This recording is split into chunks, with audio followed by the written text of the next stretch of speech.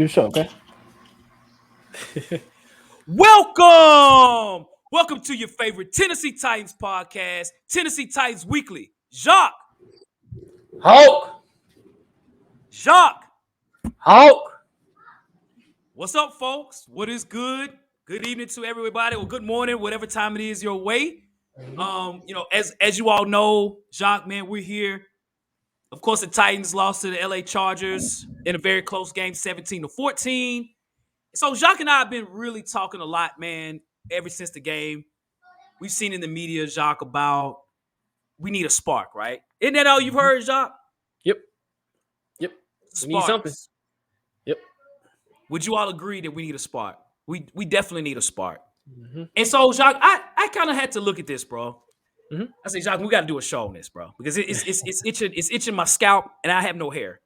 So You got a scalp, though. yeah, I got a scalp, a very thick scalp. Everybody can actually see it, actually. So I was like, man, there's a spark that needs to happen. So there's certain parts in the equation in math that you can't change. They're called fixed variables.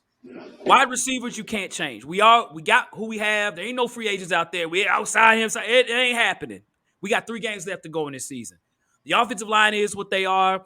You know, we got Dennis Daly out there. I know we put Dylan Radins out there, but after 13 plays, he got hurt. So it is what it is. That's just what we got, right? We got our tight ends. We got our running back in Derrick Henry, right? He's not being replaced. We are who we are. But there's one variable in this equation in the lineup is quarterback.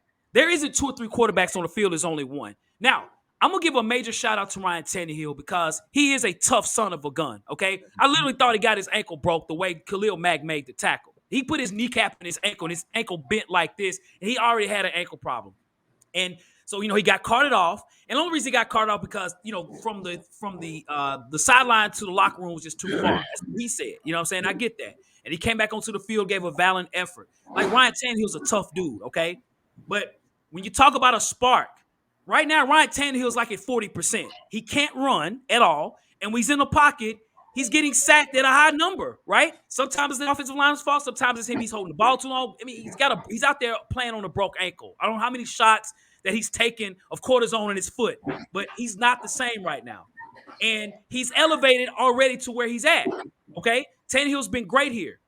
But if this doesn't change, Jacques, we're not winning any more football games. We're going to lose out, and we're going to miss the playoffs. So it's kind of like something has to change. Or like you say, in the definition of insanity, it's the same thing. Like if you expect something to change and nothing is changing, this ain't going to change. It is what it is. Right. I am saying today that Malik Willis should be the starting quarterback starting today and for the rest of the season. You're going to have people that's going to disagree, and that's okay. But there's some things that Malik Willis can do right now. And so he's going to make rookie mistakes. That is what it is. He's not going to throw 300 yards. That's okay. But Malik Willis provides a scrambling ability that Tannehill can't. Never has been able to do as much as Malik. He had times he was great at that, but he can't now. His ankle is done. He provides if a play breaks down, he can scramble and get out of there. It also helps the receivers because the receivers are out there getting locked up. They know Tannehill ain't running the ball. So if I'm a DB, all I got to do is cover. I don't have to worry about 7 coming off the backfield like you would when Malik Willis is out there.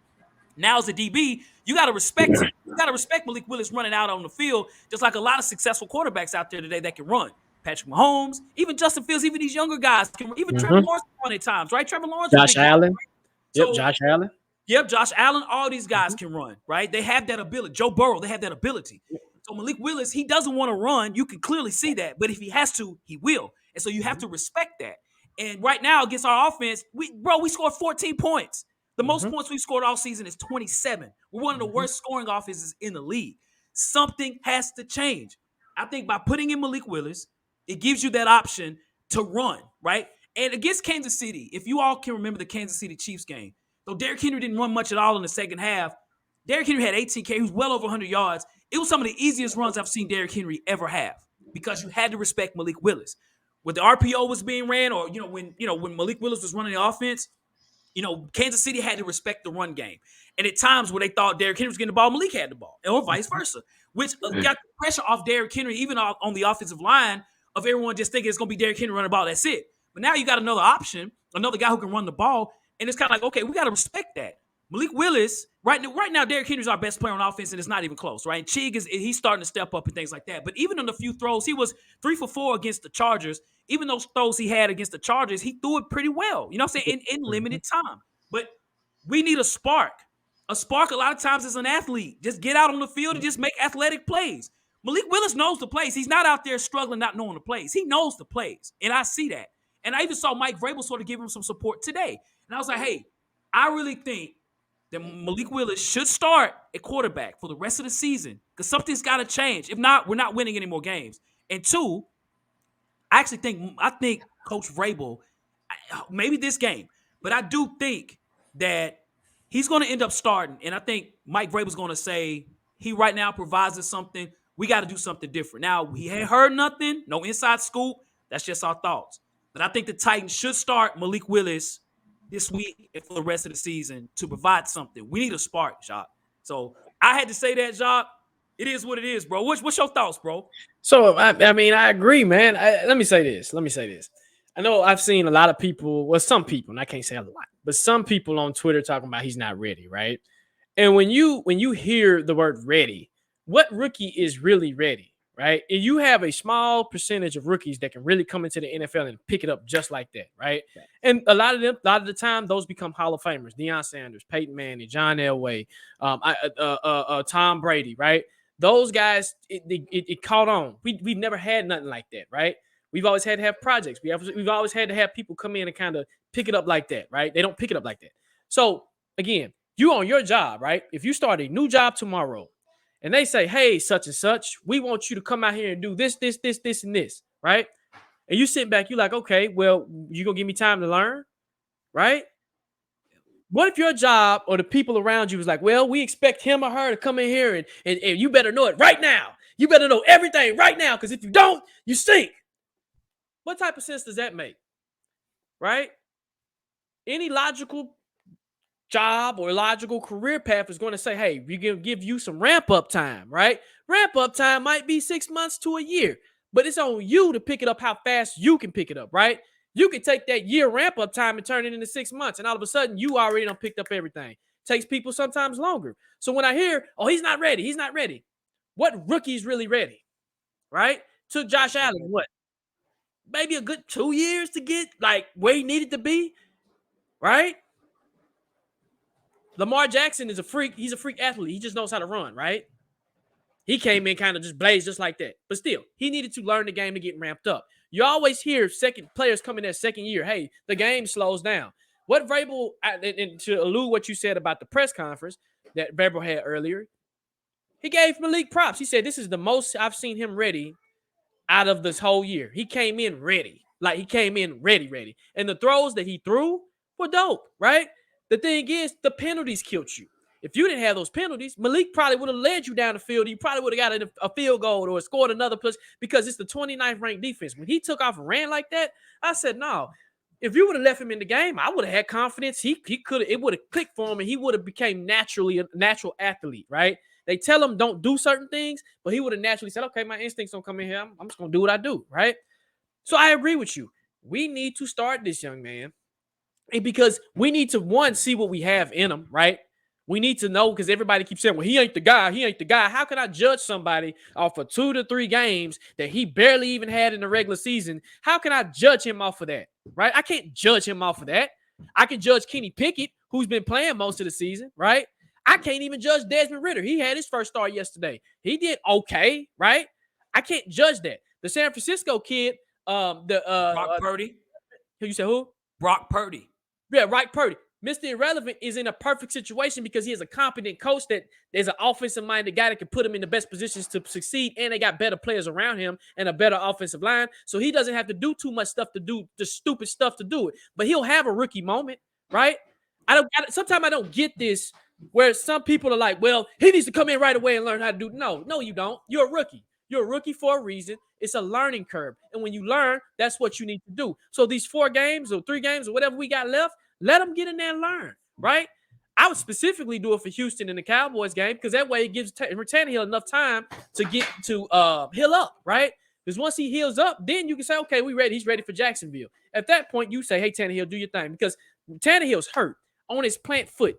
he was overthrowing some of those passes. I don't know if you seen that, right? Facts, no paper. Yes. I had seen that's like, okay, he's overthrowing. I said because he's hurt. I'm like, why put him back in the game if he's hurt? Let Malik ride. Let Malik do what he do. We only got 14 points out of this game. People were like, well, he gave us the best chance to win. You only got 14 points out of this game. It's not like we scored 27. It's not like we scored 35. You got 14 points. So if I'm going to do that, we'll ride with him then, right?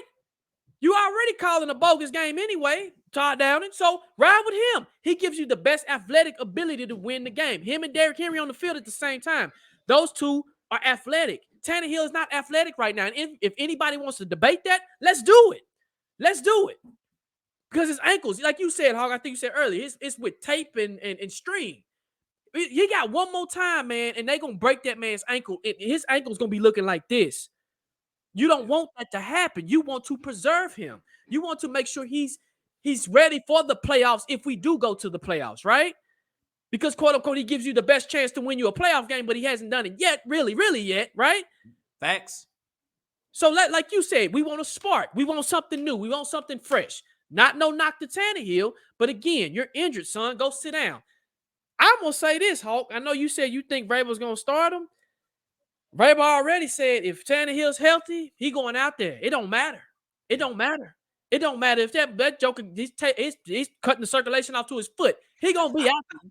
And you know what's going to happen? When that happens, if like you said, I call Hawk Hawkodamus, okay? Because Hawk predicts the future very well. Hawk, you're right. If Tannehill continues to start, I don't foresee us winning really any more games, okay? I just don't. Even if we do get Traylon Burks back, right? The interception he threw, I was like, okay, that's Tannehill. That's what he do. So that's my thoughts, bro. Yes, we should start him. I agree. Yeah. Yes. And I've watched, and you know I've been scouting this kid. Yes, you have. Since almost 2 years, right? You talked about Malik Willis before we even drafted this guy, bro. You was like, yes, we need to draft this dude, bro. Yes, I did, because of the fact that I see his ability. The people, I don't know if you guys realize the new NFL, this is not the old NFL anymore. You don't have statues in the pocket anymore, okay? And I'm going to say it. You just don't. Josh Allen rushed for what, 90 yards yesterday? Was it 90 or he had well over 50 yards rushing. Joe Burrow can beat you with his legs. Patrick Mahomes beating you with his legs. Justin Fields, did you see what he did yesterday? Jalen Hurts provides that dual threat to you, like, okay, well. He had 3 touchdowns yesterday running the ball. 3 touchdowns, right? This is the new NFL, people, and you have him in your backyard. He can do the same thing if you have a competent offensive coordinator. He can do the exact same thing. Remember that. This is not the NFL of old, guys. I know we're a lot older. Me and Hawk, we older, right? We've seen a time where you just sit in the pocket, boom, boom, boom. Get that out your mind. Those days are done. Look at college. Look what's coming out of college now, right?